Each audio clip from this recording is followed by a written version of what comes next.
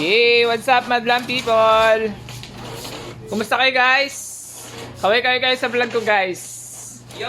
Nandito kami sa... Saan? Nandito kami sa Patarasa. So, may bago tayong billing printer. So, yung model niya ay M2170. Epson din to, Epson. Gawa ni Epson. So, ang kanyang ink ay isa lang. Black lang yan. Monochrome.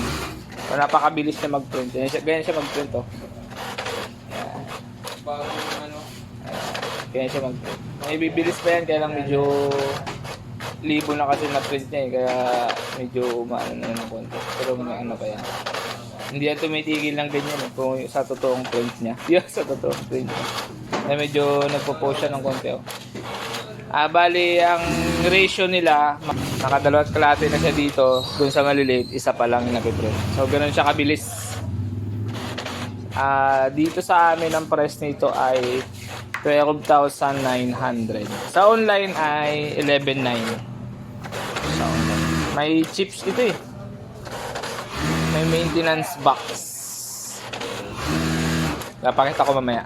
Pakita ko muna yung ito naman ay kaya lang kanyang flatbed. Maganda sana kung ginawa nilang long. So ang maximum niya ay A4 lang eh. A4. So goods na rin siya. Mas okay siya kung ako yung tatanungin, mas okay siya isa sa toner. Mas maganda, mas okay ako ito kasi sa naka-toner. Maingay, naka-ano kami. Ayun, may nagtatay doon. Yung pugi kong mananahi. Ando. Na, di ba? Pugi, di ba? Pugi yan, si Drake. So, ito yung kanyang maintenance box. Ayan. So, pag wala siyang receiver na kagaya ng yung maliliit na printer. At yung kanyang receiver naman, ganito. So, nasulat-sulatan na kasi. So, ayan yung kanyang guide. Ayan. Lahat dapat pasok din. Yung mga code na yan, makikita niyo yan sa Google, makikita niyo yan kung anong code. Type niyo lang yan. Pag hindi niyo alam yung code ng mga ganito, type niyo lang yan. Sa Google, lalabas siya. So, ito kasi medyo nakatipid ako sa receiver na to kasi nga itong malaki ko na ito may long kasi ito eh. May yung kanyang feeder.